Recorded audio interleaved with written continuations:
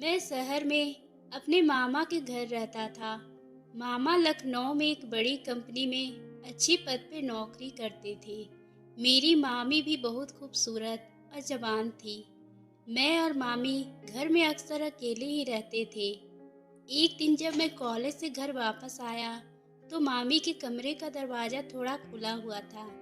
जैसे ही मैं अंदर जाकर देखा तो मैं सर में से पानी पानी हो गया, क्योंकि मेरी मामी तो दोस्तों, मेरा नाम अरविंद है।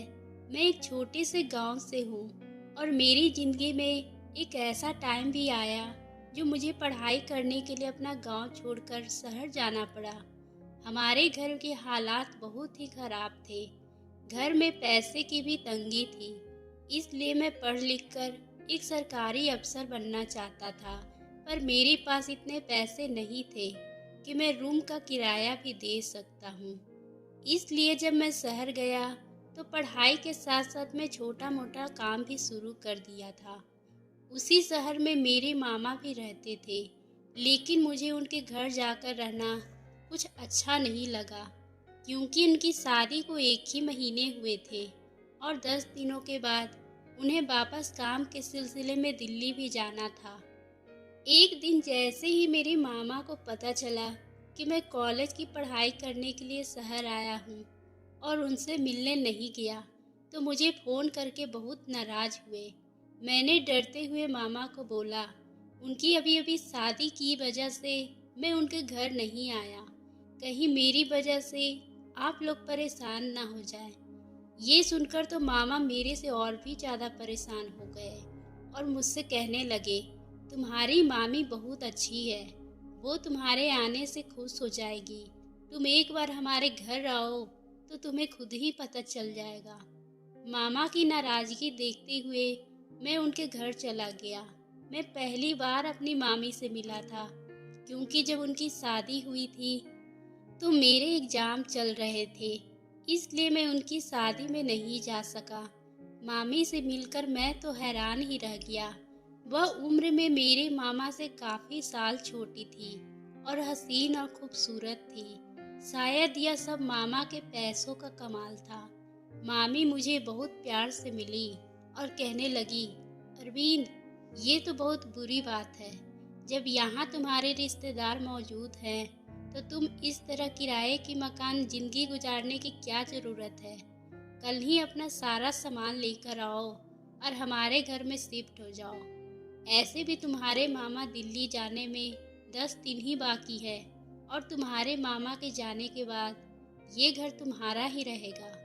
तुम्हें इस घर का ख्याल रखना होगा और मुझे भी एक सहारा मिल जाएगा।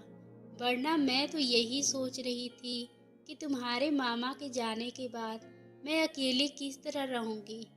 ऐसी बात सुनकर मैं अंदर से बहुत ही ज़्यादा खुश हो गया। मुझे ऐसा लग रहा था कि जैसे उनकी और मेरी पहली मुलाकात है। मामा ने मुझ पर भी बहुत ज़्यादा जोर डाला कि अब मैं किराए के रूम से रहने की बात नहीं करूं। अगर करूंगा तो वो मेरी शक्ल भी नहीं देखेंगे।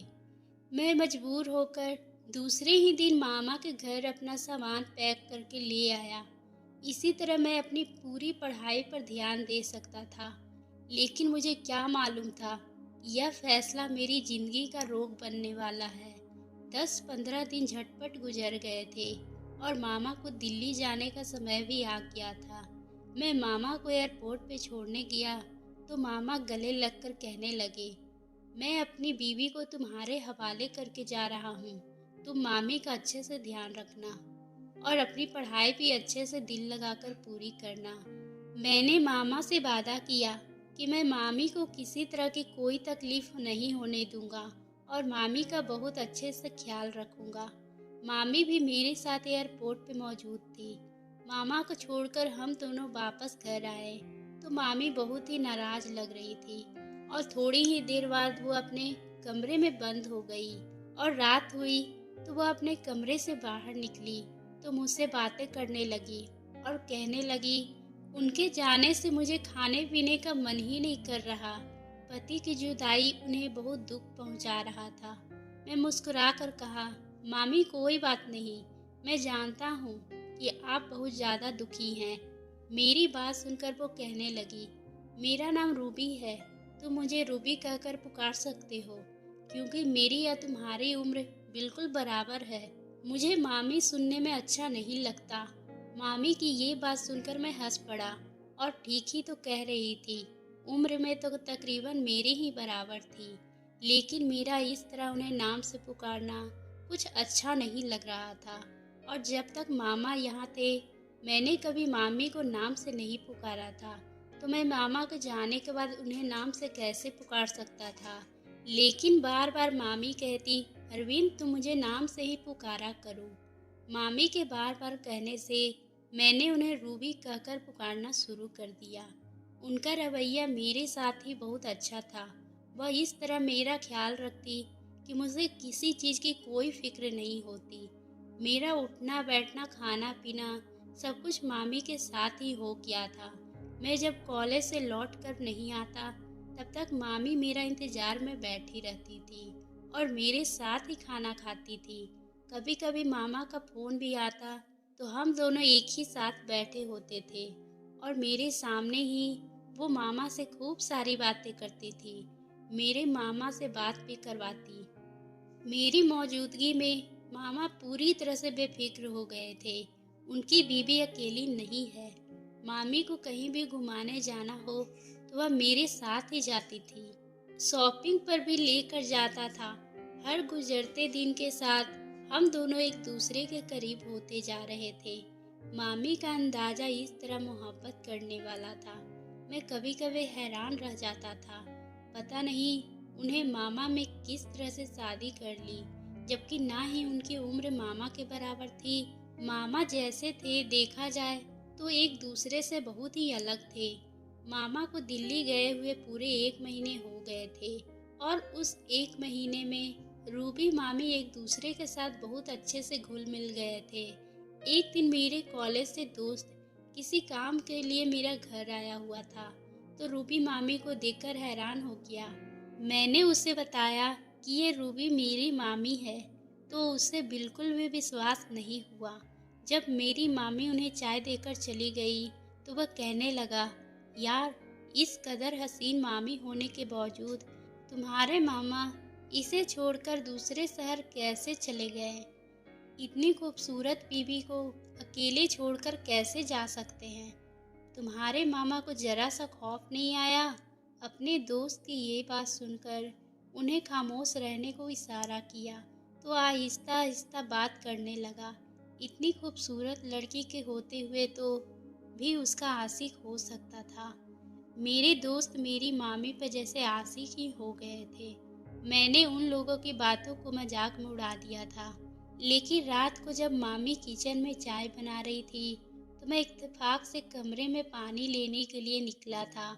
मैं फ्रिज से पानी की बोतल लेना भूल गया था, और रात के 12 बजे बहुत प्यास लगने पर मुझे कमरे से बाहर निकलना पड़ा।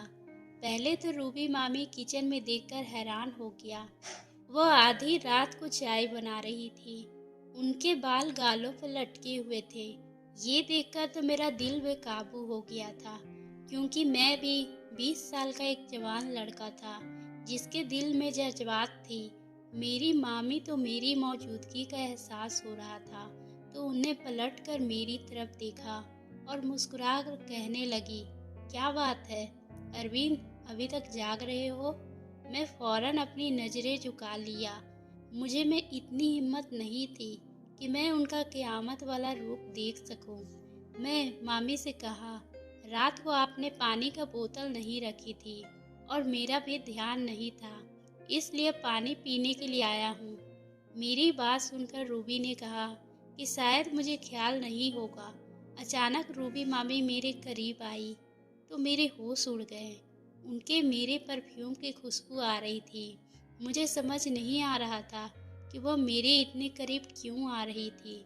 और फिर रूबी मामी ने मेरे हाथ से पानी की बोतल ले ली और पानी को भर के मेरे हवाले कर दी। उसकी ये हालत देखकर मेरे होश उड़ने लगे थे, इसलिए मैं जल्दी से अपने कमरे में आकर दरवाज़ा बंद कर लिया। अगर मैं थोड़ी देर उसके पास रहता तो शायद कोई गलती कर बैठता, ये सोचकर मेरा दिल बहुत ही घबरा रहा था कि मेरी बदली नज़रों का रूबी को महसूस तो नहीं हुआ होगा। अगर उसे कोई ऐसी बात पता चली तो मैं हमेशा के लिए उनकी नज़रों से गिर जाऊंगा। मुझे बार बार ये ख्याल सता रहा था कि रूबी मेरी मामी है और उनके लिए मेरे मन में ऐसे बात आना बिल्कुल ठीक नहीं है। मेरे अंदर एक जंग छिड़ गई थी। कभी कभी मुझे मामा का ख्याल आता था, कभी रूबी मामी के बावजूद मेरी आंखों में सामने लहराने लगते। मेरे एग्जाम भी करीब आ रहे थे और मैं खुद भी मामी से दूर रहकर पढ़ाई में ध्यान दे रहा था। उसे रात में खुद को मामी से बहुत ज़्यादा दूर कर लिया था। मेरे दोस्त अक्सर ही पढ़ाई करने मेरे घर आने लगे थे। रूबी मामी भी आकर हमारे बीच ही बैठ जाती थी और बहुत सारे बातें करती। बेचारी तन्हाई की शिकार थी।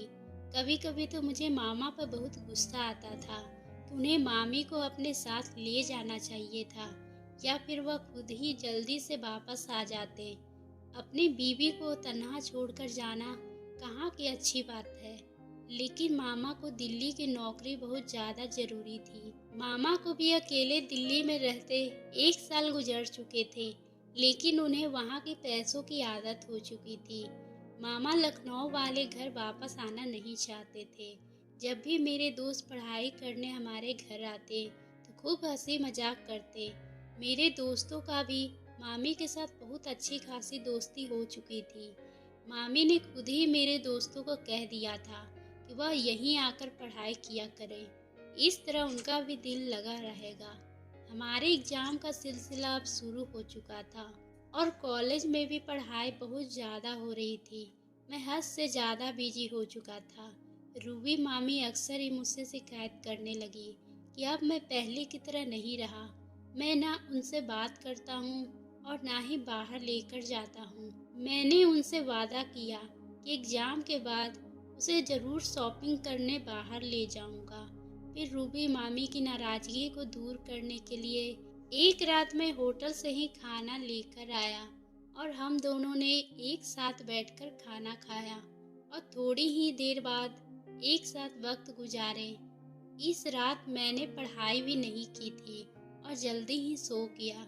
सुबह मुझे कॉलेज के लिए भी जाना था तो मैं जल्दी जल्दी उठकर फ्रेश होकर कॉलेज चला गया।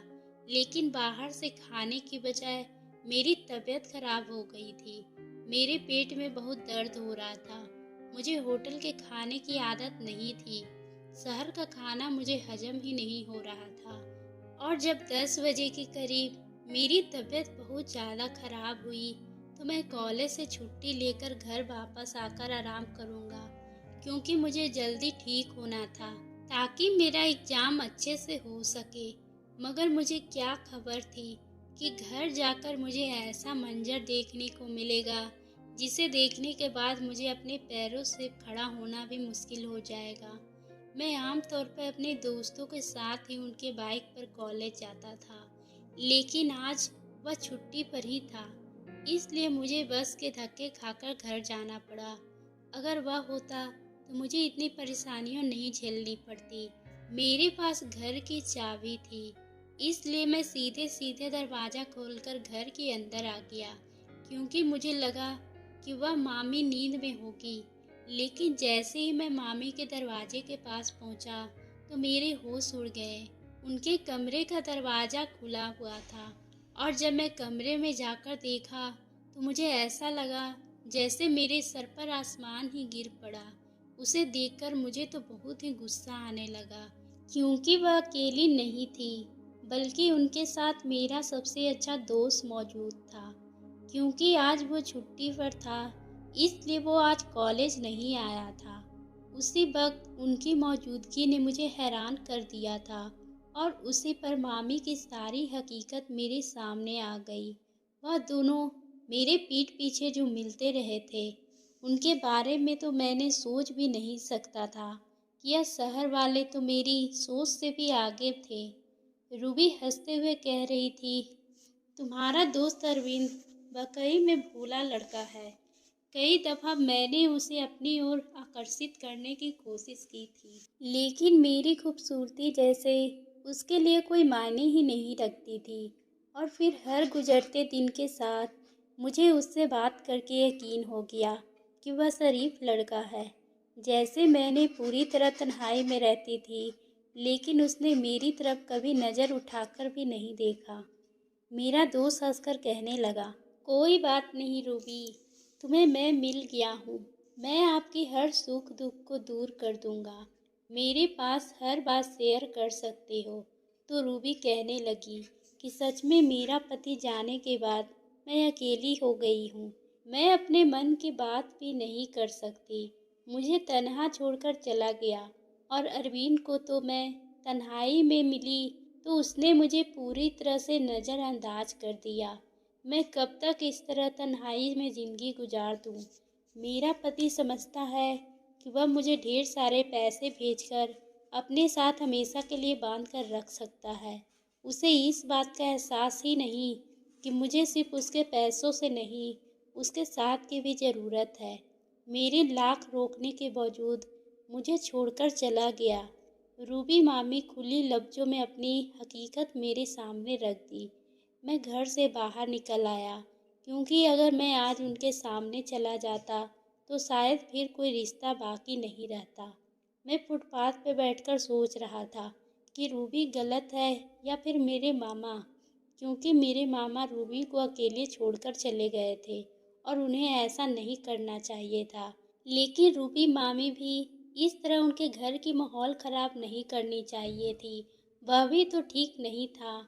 फिर सोच समझकर मैंने एक फ़ैसला किया और मैंने अपने मामा को फ़ोन कर दिया और उन्हें सब कुछ बता दिया कि मामी आपके बगैर बिल्कुल भी ठीक नहीं है। वह सारा वक्त आपके ही याद करके रोती रहती है और अगर ऐसा ही चलता रहा तो शायद तन्हाई में मर जाएगी। इसलिए मामा, उसे अपने पास बुला लो। मेरी बात सुनकर मामा कहने लगे, मेरे लिए भी तन्हा रहना बहुत मुश्किल हो गया है, इसलिए मैं अगले हफ्ते खुद ही घर वापस आ रहा हूँ और रूबी को एक अच्छा सा गिफ्ट देना चाहता हूँ। इसलिए ये बात मैंने उन्हें नहीं बताई। मामा की ये बात सुनकर मैं बेफिक्र हो गया। मैंने दोबारा अपने किराए वाले रूम में जाने की बात कर ली थी और सारा सामान भी जमा कर लिया था। मेरी मामी ने मुझे मोहब्बत से इसलिए रोका था क्योंकि वह मेरा फ़ायदा उठाना चाहती थी। जब मैं उनके काम नहीं आया तो उन्होंने मेरे दोस्त को अपना निशाना बना लिया और अपनी ख्वाहिश पूरी करने लगी। मुझे यकीन था कि मामा घर आने के बाद मामी ऐसी हरकतें नहीं करेगी। मैं नहीं चाहता था कि उन लोगों का रिश्ता ख़त्म हो जाए, क्योंकि गलती दोनों तरफ की हुई थी। इसलिए मैंने सारी सच्चाई अपने दिल में दफन कर ली और मामा के आने के बाद खामोशी से दोबारा अपने रूम में रहने चला गया। तो दोस्तों, आपको ये कहानी कैसी लगी? अगर पसंद आई हो तो आप हमारे चैनल को सब्सक्राइब करना ना भूलें और बेल आइकन को भी प्रेस कर लें, ताकि हम आपके लिए इसी तरह की दिलचस्प कहानी लाते रहें।